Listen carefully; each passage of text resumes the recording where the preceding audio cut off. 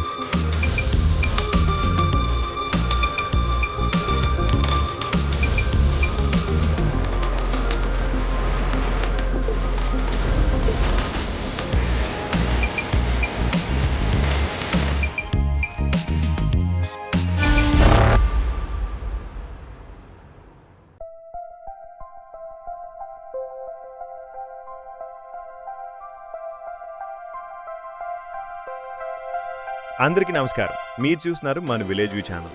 ఈరోజు మనం ఆంధ్రప్రదేశ్లోని ఒక ప్రత్యేకమైన దీవి గ్రామానికి వచ్చేసాం. నీటి మధ్యలో మడ అడవుల నడుమ సముద్రానికి అతి దగ్గరగా ఉన్న ఈ అందమైన గ్రామం పేరు పల్లం ఐలాండ్. ఈ పల్లం గ్రామం ఆంధ్రప్రదేశ్ రాష్ట్రంలోని డాక్టర్ బిఆర్ అంబేద్కర్ కోనసీమ జిల్లాలో ఉంటుంది. అమలాపురం నుండి సుమారు 50 కిలోమీటర్ల దూరంలో ఈ గ్రామం ఉంది. అమలాపురం నుండి ఇక్కడికి బస్ సౌకర్యం కూడా అందుబాటులో ఉంది. ఇప్పుడు మనం గ్రామంలోకి వెళ్తున్నాం. చూడండి, చుట్టూ అంతా నీరు, మధ్యలో ఈ అందమైన గ్రామం. అందుకే దీన్ని చాలామంది పల్లం ఐలాండ్ అని పిలుస్తారు. ఈ గ్రామానికి వెళ్ళడానికి ప్రధానంగా ఈ రోడ్డే మార్గం. అటువైపున చిన్న వంతెన కూడా కనిపిస్తుంది. చుట్టూ మడ అడవులు, సముద్ర గాలి, ప్రశాంతమైన వాతావరణం. నిజంగా చూస్తుంటే ఒక ప్రత్యేకమైన అనుభూతి కలుగుతుంది. పల్లం గ్రామంలో సుమారు 1000 ఇళ్ళు ఉంటాయి. ఇక్కడ జనాభా దాదాపు 8000 వరకు ఉంటుంది. ఈ గ్రామంలో ప్రజలు అందరూ మత్స్యకారులే. చేపల వేటే ఇక్కడి ప్రజల ప్రధాన జీవనాధారం. ప్రతి ఇంటికి దాదాపు ఒక బోట్ ఉంటుంది. చేపలు పట్టి అదే ఆదాయంతో కుటుంబాలు పోషించుకుంటారు. ఇక్కడ ప్రజలు చెబుతున్న విషయం ఏంటంటే, ఎంతటి వరదలొచ్చినా ఈ ప్రాంతం పూర్తిగా మునిగిపోదట. అయితే ప్రస్తుతం మత్స్య సంపద కొంత తగ్గిపోయిందని గ్రామస్తులు చెప్తున్నారు. దాంతో చాలామంది యువకులు, కుటుంబాలు వేరే ప్రాంతాలకు వెళ్ళి పనులు చేసుకుంటున్నారు. ఇప్పుడు పిల్లలను బాగా చదివించి వాళ్లను మంచి ఉద్యోగాల కోసం బయట ప్రాంతాలు పంపిస్తున్నామని ఇక్కడ పెద్దలు చెప్తున్నారు. అయినా కూడా ప్రకృతి అందాలు, ప్రశాంతమైన జీవితం, సముద్రపు గాలి, మడ అడవుల మధ్య ఈ పల్లం గ్రామం ఒక ప్రత్యేకమైన ప్రపంచంలా అనిపిస్తుంది. గ్రామం చుట్టూ నీరు, మడ అడవుల అందాలను డ్రోన్తో చిత్రీకరించాం. వీడియో స్కిప్ చేయకుండా చూడండి. మరిన్ని వీడియోలు చూడాలంటే మన ఛానల్ను సబ్స్క్రైబ్ చేయండి. వీడియో నచ్చితే లైక్ మరియు షేర్ చేయండి.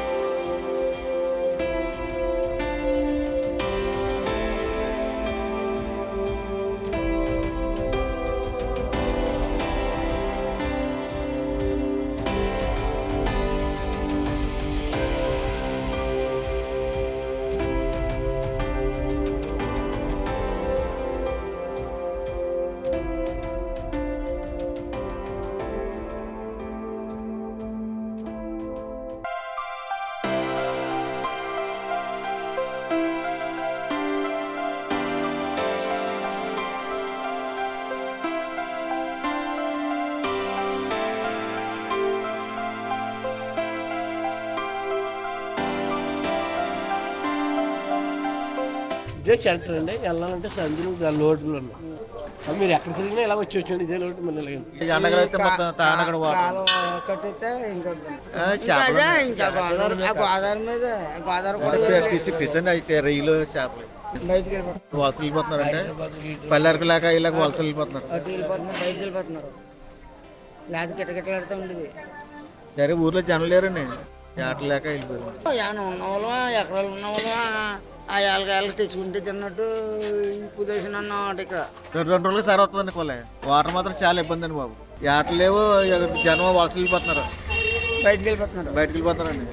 ఇలా గుంటూరు, హైదరాబాదు ఇలా వెళ్ళిపోతున్నారండి ఇప్పుడు ఎంత యాప్ చేసి తింటారండి. జ్ఞానం ఉన్నవాళ్ళం కాదు, లేని పరిస్థితి. అంటే ఇప్పుడు ఆటకెళ్ళి కాలం గడుపుడు తప్పని ఏమైనా భూముల ఆస్తులు అటువంటివి ఏమీ లేవు. ఇంకా ఆ గంగ మీద బతకాలి, గంగాదేవి మీద బతకాలి. ఇదివరకు అంతా గట్టుకుంటానండి. ఇప్పుడు కొంతమంది ప్రతి ఒక్కడు డాబాలు కట్టుకోవడం ఇలా బయటికి వెళ్ళిపోయి నడులు ఉన్న వాళ్ళు డబ్బులు తెచ్చుకుంటే ఏదో రకంగా ఇల్లు కట్టుకుంటాం. తొంటలాట ఇలా ఉంది. అప్పుడు నుంచి ఆట మానేసి బాగోట్లేదు ఆటకి వెళ్తాం.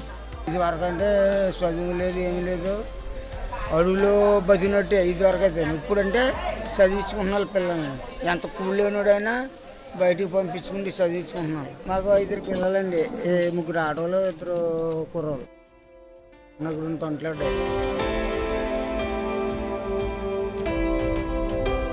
ఎప్పుడు ఇదే బతుకు బతిరా మేము. ఎప్పుడు పైకి వచ్చి ఇలాగా కట్టబడకపోతే గోదావరిలోకి వెళ్ళకపోతే ఏమీ లేవు. ఆ గోదావరిలో సముద్రంలోనే వెళ్ళాలి, తెచ్చుకోవాలి, ఆగొడు కాబట్టి తెచ్చుకోవాలి మా బతుకు. ఇప్పుడు ఆ గోదావరిలో కూడా ఇప్పుడు కూడా ఏం దొరకట్లేదు. చాలా ఇబ్బంది, చాలా కట్టలు పడుతున్నాం మేము ఈ రోజున. ఆటకి వెళ్తే 1000-2000 రూపాయలు దొరికింది. ఇప్పుడు అది కూడా దొరకట్లేదు. ఇంటికాడ ఖాళీగా ఉండి ఏదో అప్పులు చేసుకుని ఆపటిగా తిన్నట్టుగా పరిస్థితి ఇలా ఉంటుంది.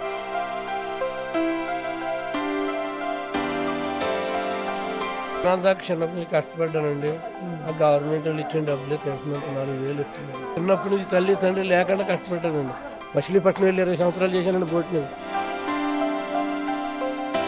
96 తుఫాను కూడా నీరు రాలడండి. నీరు రాలడు కానీ జనం నట్టపోయారు సముద్రంలో.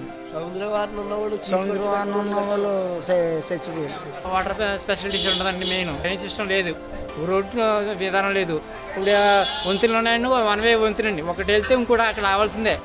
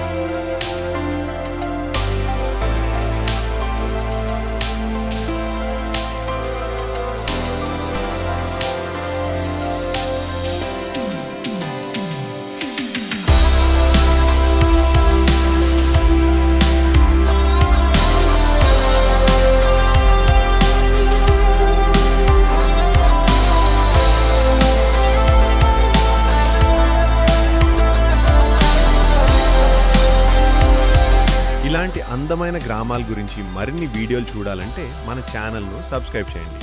వీడియో నచ్చితే లైక్ మరియు షేర్ చేయండి. మళ్ళీ ఇంకో కొత్త గ్రామంతో కలుద్దాం. నమస్కారం.